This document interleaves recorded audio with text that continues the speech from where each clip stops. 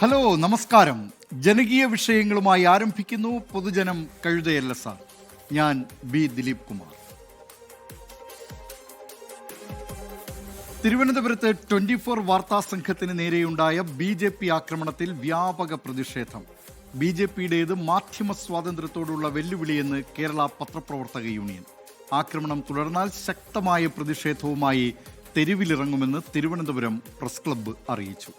അക്രമികൾക്കെതിരെ നടപടി ആവശ്യപ്പെട്ട് 24 തിരുവനന്തപുരം റിപ്പോർട്ടർ മേഘന മുരളി സിറ്റി പോലീസ് കമ്മീഷണർക്ക് പരാതി നൽകി. കാണാം തിരുവനന്തപുരത്ത് നിന്ന് റിനു ശ്രീധർ തയ്യാറാക്കിയ റിപ്പോർട്ട്. പരാക്രമം ഇങ്ങോട്ട് വേണ്ട.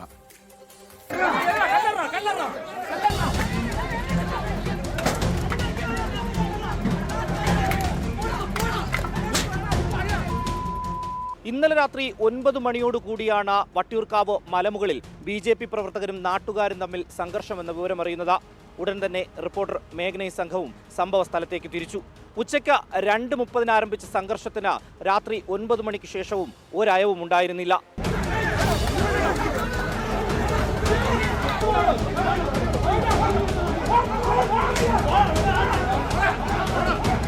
രണ്ടു വീട്ടുകാർ തമ്മിലുണ്ടായ അതിർത്തി തർക്കമാണ് വട്ടിയൂർക്കാവ് മലമുകളിൽ മണിക്കൂറുകൾ നീണ്ട സംഘർഷത്തിലേക്ക് കൊണ്ടെത്തിച്ചത്. വിഷയത്തിൽ ഇടപെടാൻ പുറത്തുനിന്നെത്തിയ BJP പ്രവർത്തകരെ നാട്ടുകാർ തടഞ്ഞതോടെ സംഘർഷത്തിന് മൂർച്ച കൂടി. സംഭവസ്ഥലത്തെത്തിയ ആദ്യ വാർത്താ സംഘമായിരുന്നു 24. വിവരങ്ങൾ ശേഖരിച്ച ഉടൻ നാട്ടുകാരുടെ പ്രതികരണം ഉൾപ്പെടെ മേഘനയും സംഘവും പ്രേക്ഷകരിലേക്ക് എത്തിച്ചു. തുടർന്നാണ് BJP പ്രവർത്തകരുടെ പ്രതിഷേധ മാർച്ച് റിപ്പോർട്ട് ചെയ്യുവാനായി വട്ടിയൂർക്കാവ് പോലീസ് സ്റ്റേഷന് മുന്നിലേക്ക് നീങ്ങിയത്. പോലീസ് സ്റ്റേഷന് മുന്നിലെ പ്രതിഷേധം റിപ്പോർട്ട് ചെയ്യുന്നതിനിടെയായിരുന്നു മേഘനയ്ക്ക് നേരെ ആക്രോശിച്ചുകൊണ്ട് BJP പ്രവർത്തകർ പാഞ്ഞെടുത്തത്. ഒരു സ്ത്രീ എന്ന പരിഗണന പോലും നൽകാതെയായിരുന്നു ആക്രമണം.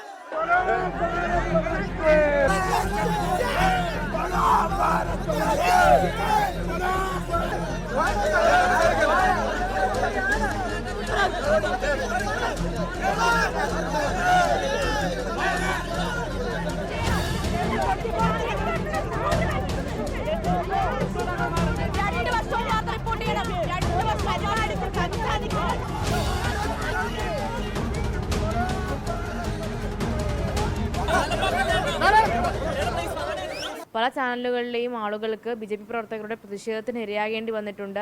അതിൽ എന്നെ സംബന്ധിച്ചിടത്തോളം ഏറ്റവും സങ്കടമുണ്ടാക്കിയ കാര്യം, നമ്മൾ സംരക്ഷിക്കപ്പെടുമെന്ന് കരുതുന്ന ഒരുപാട് വനിതാ പാർട്ടി പ്രവർത്തകർക്കിടയിൽ നിന്നാണ് ഞാൻ പുറത്തേക്ക് വരാൻ കഷ്ടപ്പെടുന്നതും അതുപോലെ തന്നെ അതിൽ ഒരുപാട് ബുദ്ധിമുട്ടുകൾ അനുഭവിക്കേണ്ടി വന്നതും എന്നുള്ളതാണ്. തങ്ങൾക്ക് പറയാനുള്ളത് മാത്രം റിപ്പോർട്ട് ചെയ്താൽ മതിയെന്ന് ആക്രോശിച്ചുകൊണ്ടാണ് തിരുവനന്തപുരം നഗരസഭയിലെ കൗൺസിലർമാരായിട്ടുള്ള ഗിരി, സുമി ബാലു എന്നിവരുടെ നേതൃത്വത്തിലുള്ള BJP സംഘം മേഘനയ്ക്ക് നേരെ ആക്രമണം അഴിച്ചുവിട്ടത്.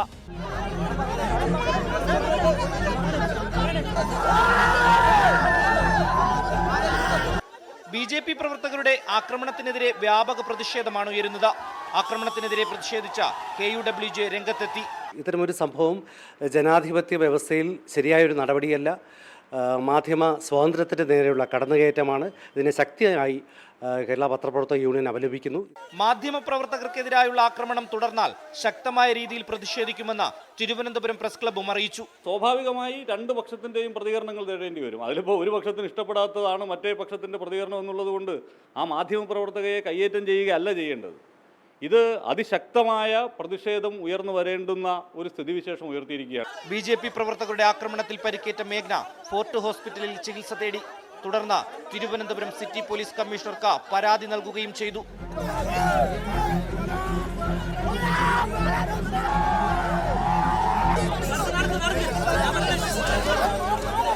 പ്രിയപ്പെട്ട BJP പ്രവർത്തകരെ, നിങ്ങളിതാദ്യമായിട്ടല്ല മാധ്യമപ്രവർത്തകർക്ക് നേരെ ആക്രമണം അഴിച്ചുവിടുന്നത്. ഒന്നോർക്കുക, കേവലം ഒരു തൊഴിൽ മാത്രമല്ല ഞങ്ങൾക്ക് മാധ്യമപ്രവർത്തനം, ഒരു ജനതയോടുള്ള ഉത്തരവാദിത്തം കൂടിയാണ്.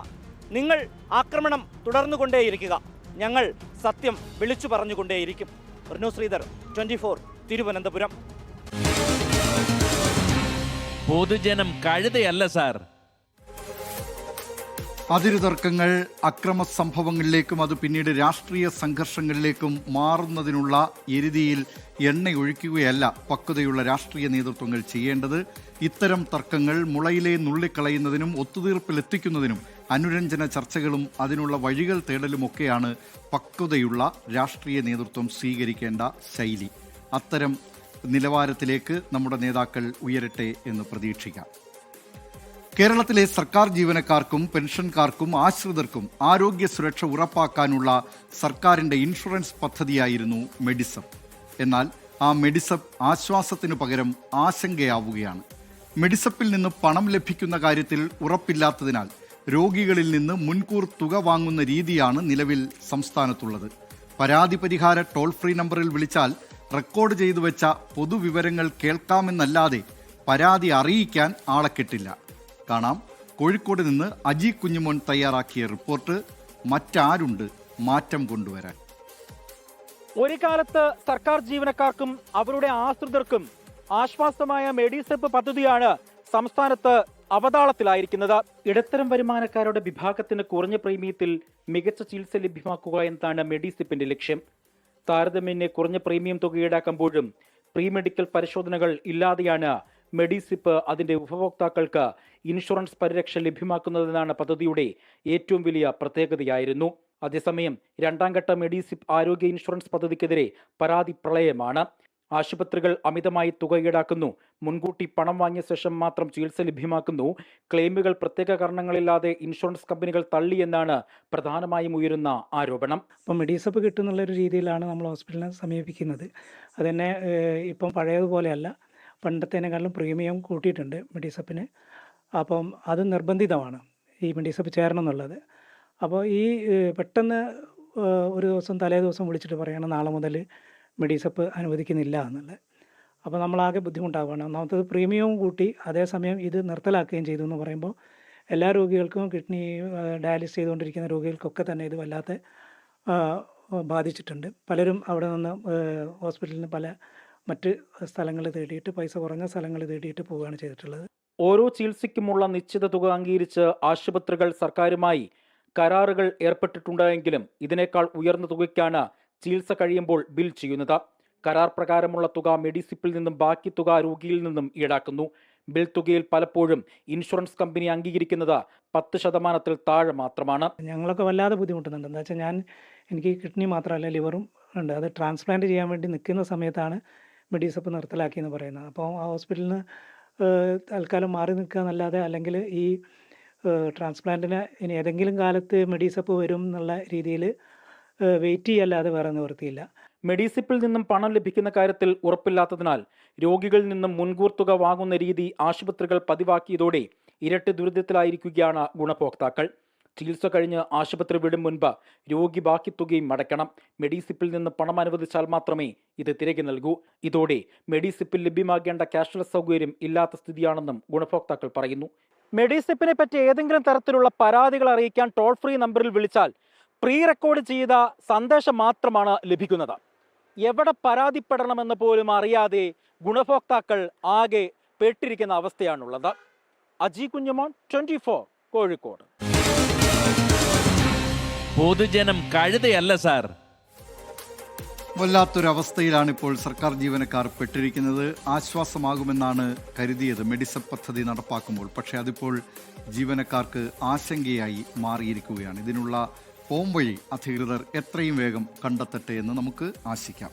നേരത്തെ തിരുവനന്തപുരത്തെ 24 റിപ്പോർട്ടർ മേഘന മുരളിക്കെതിരായ BJP ആക്രമണവുമായി ബന്ധപ്പെട്ട് നിരവധി പ്രേക്ഷകർ പ്രതികരിക്കുന്നുണ്ട്. മിനി ബാബു പറയുന്നു, സത്യങ്ങൾ തുറന്നു പറയുന്ന മാധ്യമങ്ങൾക്ക് നേരെ ആക്രമണം നടത്തിയത് ശരിയായില്ല. രാഷ്ട്രീയക്കാരുടെ ഇഷ്ടത്തിനല്ലല്ലോ റിപ്പോർട്ട് ചെയ്യേണ്ടത് എന്ന കാര്യം. ബീന ജയൻ പറയുന്നു, ശക്തമായ പ്രതിഷേധം നമ്മളും അറിയിക്കുന്നു എന്ന്. ആ നിലയിൽ നിരവധി പ്രതികരണങ്ങൾ പ്രേക്ഷകരുടെ ഭാഗത്തു നിന്ന് വരുന്നുണ്ട്. പൊതുജനം കഴുതയല്ല സാർ പോകുന്നത് മറ്റൊരു വിശേഷത്തിലേക്കാണ്. തമിഴ്നാട് വിരുദുനഗറിൽ 25 പേരുടെ മരണത്തിനിടയാക്കിയ വനജ ഫയർ വർക്ക് ഫാക്ടറിക്ക് സർക്കാർ അനുമതിയുണ്ടായിരുന്നു. എന്നാൽ സ്ഫോടക വസ്തുക്കൾ കൈകാര്യം ചെയ്യുമ്പോൾ പാലിക്കേണ്ട കാര്യങ്ങളിലുണ്ടായ വീഴ്ചയാണ് വൻ ദുരന്തത്തിന് ഇടയാക്കിയതെന്നാണ് പ്രാഥമികമായി കണക്കാക്കുന്നത്. കാണാം, വിരുദുനഗറിൽ നിന്ന് രാഹുൽ വിജയൻ തയ്യാറാക്കിയ റിപ്പോർട്ട്. തീ കൊണ്ട് കളിക്കരുത്. നാടിനെ നടുക്കിയ ഉഗ്ര സ്ഫോടനം. 25 പേരുടെ ജീവൻ നഷ്ടമായി. മരിച്ചവരിൽ 3 പേർ ആരൊക്കെയെന്ന് തിരിച്ചറിയാൻ പോലും ഇതുവരെ കഴിഞ്ഞിട്ടില്ല. വനജ ഫയർവർക്സിന് സർക്കാരിന്റെ അനുമതിയുണ്ടായിരുന്നു. പക്ഷേ പ്രവർത്തിച്ചിരുന്നത് നിയമങ്ങൾ കാറ്റിൽ പറത്തിയാണ്.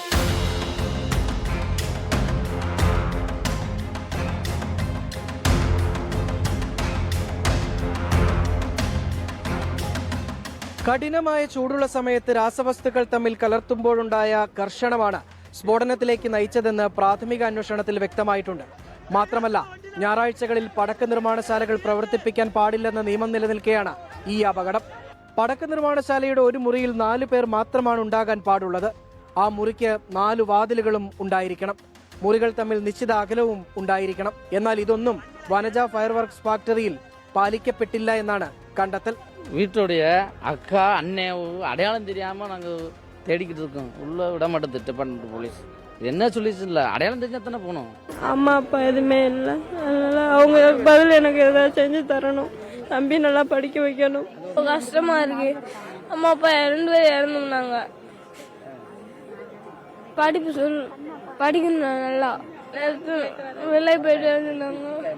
2வது அடிச்சதுல ஒரு 10-20 பேர் நெருக்கி காயம்.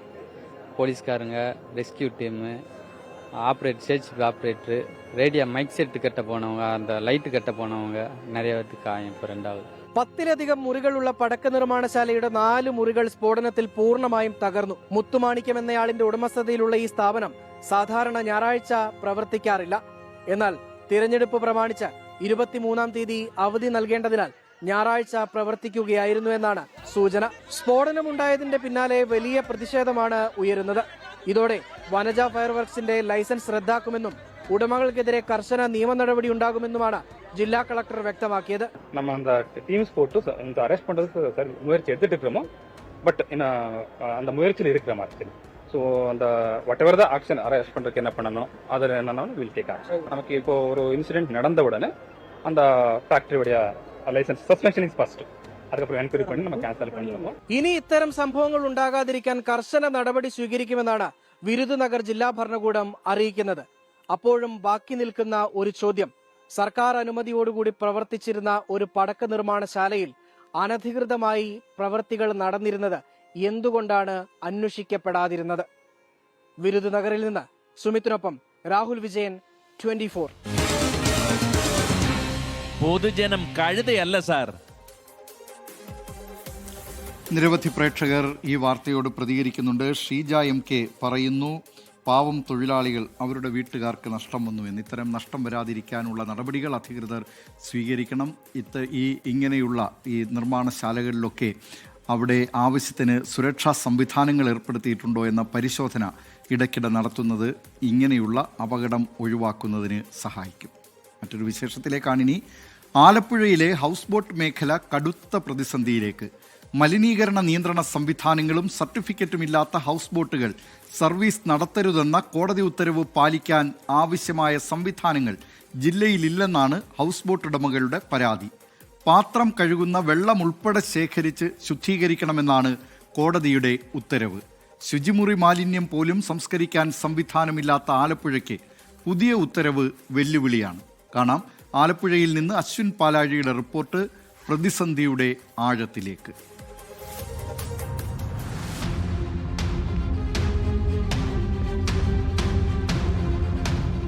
ജനുവരി 20-ന് ഹൈക്കോടതി പുറത്തിറക്കിയ ഉത്തരവാണ് ഹൗസ് ബോട്ട് ഉടമകൾക്ക് തിരിച്ചടിയാകുന്നത്. ഹൗസ് ബോട്ടുകൾ പ്രവർത്തിപ്പിക്കാൻ കർശന നിർദ്ദേശങ്ങളാണ് ഹൈക്കോടതി പുതിയ ഉത്തരവിൽ ഉൾക്കൊള്ളിച്ചിരിക്കുന്നത്. ഈ നിർദ്ദേശങ്ങൾ പാലിക്കാത്ത ഹൗസ് ബോട്ടുകൾക്ക് നാളെ മുതൽ പ്രവർത്തനാനുമതി ഉണ്ടാവില്ല. കോടതി നിർദ്ദേശങ്ങൾ നല്ല ഉദ്ദേശത്തോടെയാണെങ്കിലും എങ്ങനെ നടപ്പാക്കുമെന്ന ചോദ്യമാണ് ബാക്കി.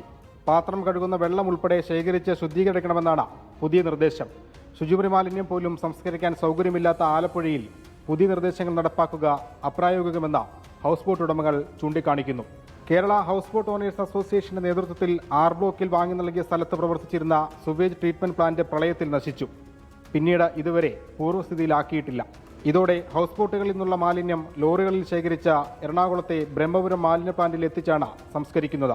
അത് കോടതി തന്നെ അത് പരിശോധിക്കണമായിരുന്നു. അത് അടിസ്ഥാന സൗകര്യങ്ങൾ നടപ്പിലാക്കിയിട്ടാണോ ഈ ഉത്തരവ് പുറപ്പെടുവിക്കുന്നത്, ഇത് മുന്നോട്ട് പോകുന്നതെന്നുള്ളത് പരിശോധിക്കണമായിരുന്നു. പക്ഷെ അങ്ങനെ പരിശോധിച്ചിട്ടുണ്ടെന്ന് എനിക്ക് തോന്നുന്നില്ല. ഇപ്പോൾ ഒരു 50 പേരൊരു ബോട്ടിൽ വരുന്നവർക്ക് എങ്ങനെ ഈ അവരുപയോഗിക്കുന്ന ജലം കായലിലേക്ക് നമുക്ക് ശുദ്ധീകരിച്ച് അത് തിരിച്ചു വിടാനായിട്ട് നമുക്ക് സ്റ്റോക്ക് ചെയ്യാൻ പറ്റും? അതൊക്കെ അത്ര കണ്ട് അതൊരു ഇതാകുമെന്ന് എനിക്കൊരു സക്സസ് ആകുമെന്ന് എനിക്ക് തോന്നുന്നില്ല. വാഷ് ബേസിനിൽ നിന്നും അടുക്കളയിൽ നിന്നുള്ള വെള്ളവും സഞ്ചാരികൾ കുളിക്കുന്ന വെള്ളവും ശുദ്ധീകരിക്കണമെന്നും നിർദ്ദേശമുണ്ട്. ഹൗസ് ബോട്ടുകളിൽ ഓരോ യാത്രികനും 500 മുതൽ 1000 ലിറ്റർ വരെ വെള്ളമാണ് ഉപയോഗിക്കുന്നത്. ഇത്രയും വെള്ളം സംഭരിച്ച് സംസ്കരിക്കുക പ്രായോഗികമല്ലെന്നും ഹൗസ് ബോട്ട് ഉടമകൾ പറയുന്നു. ഇവിടുന്ന് ചേർത്തല ട്രീറ്റ്മെൻറ്റ് പ്ലാന്റിലാണ് നമ്മുടെ സീവേജ് പോയിക്കൊണ്ടിരുന്നത്. അത് ഞങ്ങളിപ്പോൾ കഴിഞ്ഞ ദിവസം സംസാരിച്ചപ്പോഴും അത് ബ്ലോക്കായിരിക്കുകയാണ് അവിടെ.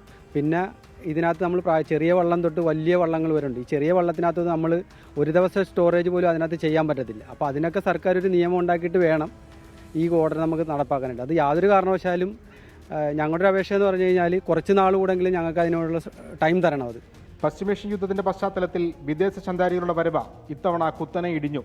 കടുത്ത വേനലിൽ ആഭ്യന്തര സഞ്ചാരികളും ആലപ്പുഴയിലേക്കുള്ള യാത്ര ഉപേക്ഷിച്ചിരുന്നു. ഇതോടെ ടൂറിസം മേഖല കടുത്ത പ്രതിസന്ധിയിലൂടെയാണ് സീസൺ കാലത്തും കടന്നുപോകുന്നത്. ഇതിനിടെയാണ് കോടതി ഉത്തരവ് കൂടി പൊല്ലാപ്പാകുന്നത്.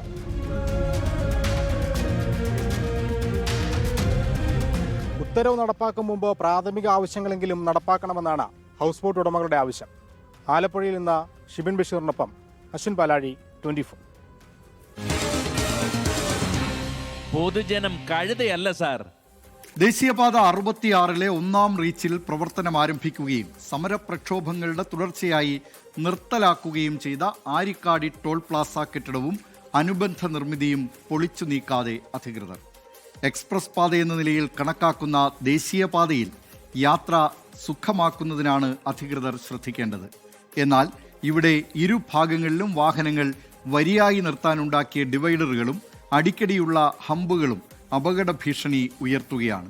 ഒപ്പം ഈ നിർമ്മിതി പൊളിച്ചു കളയാത്തത് എന്തേ എന്ന ചോദ്യവും ഉയരുന്നുണ്ട്. കാസർഗോഡ് നിന്ന് പ്രദീപ് നാരായൺ തയ്യാറാക്കിയ റിപ്പോർട്ട് ടോളിന്റെ വാൾ. ദേശീയപാത 66-ൽ ചെങ്കള തലപ്പാടി റീച്ചിൽ കുമ്പള വഴി യാത്ര ചെയ്ത ആരും ഈ സ്ഥലം മറക്കാനിടയില്ല. Arikkady toll Plaza. മാസങ്ങൾ നീണ്ട സമരത്തിനൊടുവിൽ ടോൾ നിർത്തലാക്കിയെങ്കിലും അതിന്റെ നിർമ്മിതികൾ ഇപ്പോഴും ഇവിടെ ബാക്കിയായി കാണാം. അതുണ്ടാക്കുന്ന പ്രശ്നങ്ങൾ ചില്ലറയല്ല. രാത്രികാലങ്ങളിൽ വലിയ അപകടങ്ങൾക്കും ഈ നിർമ്മിതികൾ കാരണമാകുന്നുണ്ട്.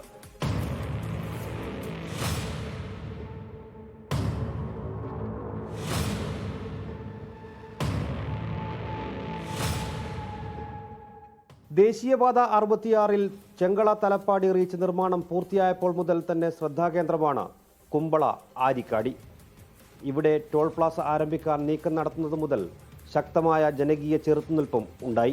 നിർമ്മാണം തടസ്സപ്പെടുത്തിയും മറ്റും സമരങ്ങൾ അരങ്ങേറി. പോലീസ് സംരക്ഷണം ഏർപ്പെടുത്തി ടോൾ പ്ലാസ നിർമ്മാണം അതിവേഗം പൂർത്തിയാക്കി ദേശീയപാത അതോറിറ്റി പണപ്പിരിവും തുടങ്ങി. സമരം ഒന്നുകൂടി ശക്തമായതോടെ രാത്രിയിൽ സംഘടിച്ചെത്തിയ നാട്ടുകാർ ടോൾ പ്ലാസ അടിച്ചു തകർക്കുന്ന സാഹചര്യവും ഉണ്ടായി.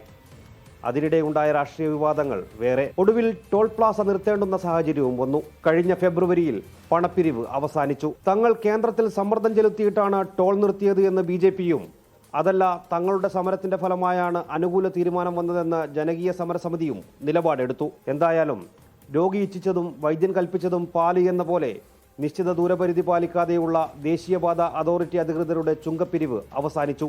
എന്നിട്ടും 2 മാസങ്ങൾക്കിപ്പുറവും ടോൾ പ്ലാസ കെട്ടിടം അതേപടി നിലനിൽക്കുകയാണ്.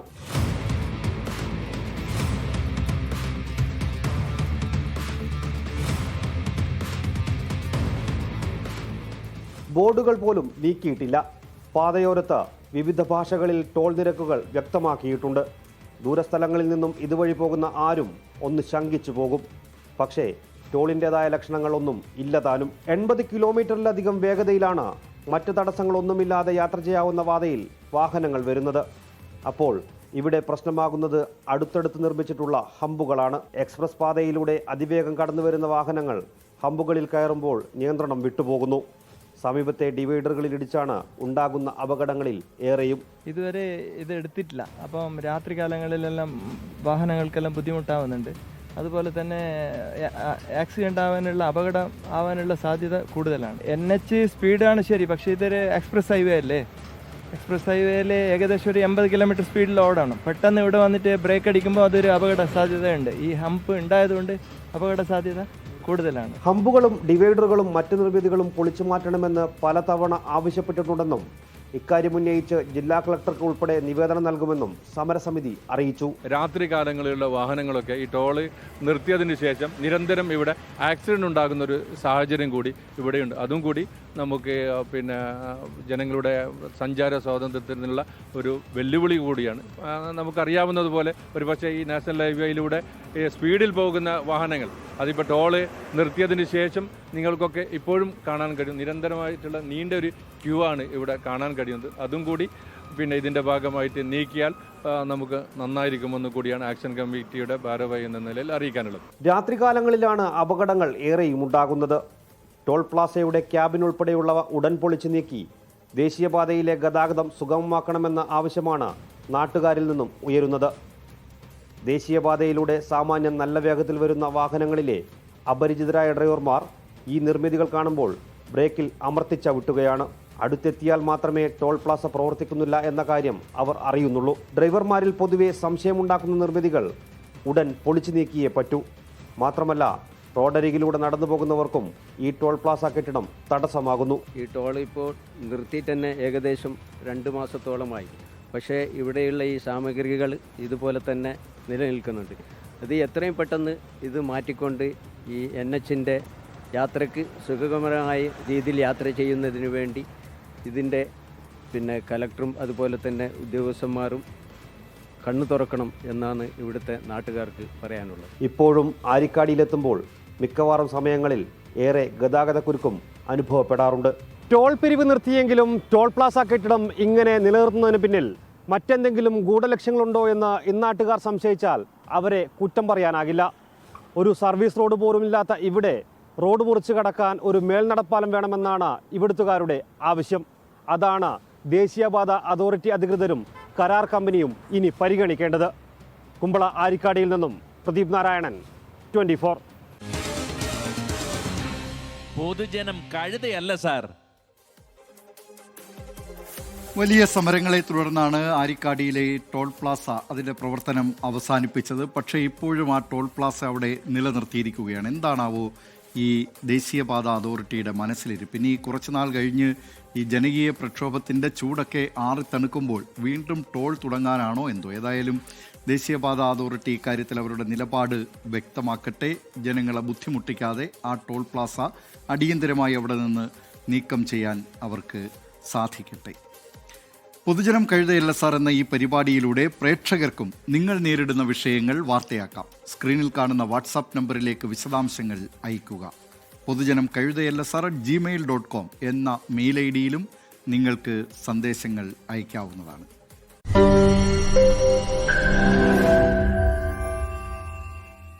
ലോകത്തെവിടെയായാലും ഏത് സമയത്തും 24 വാർത്തകളും ഓഗ്മെന്റഡ് റിയാലിറ്റി പാക്കേജുകളും എക്സ്പ്ലെയിനറുകളും വിശദമായി കാണാൻ ഞങ്ങളുടെ യൂട്യൂബ് ചാനൽ നിങ്ങൾക്ക് സബ്സ്ക്രൈബ് ചെയ്യാം.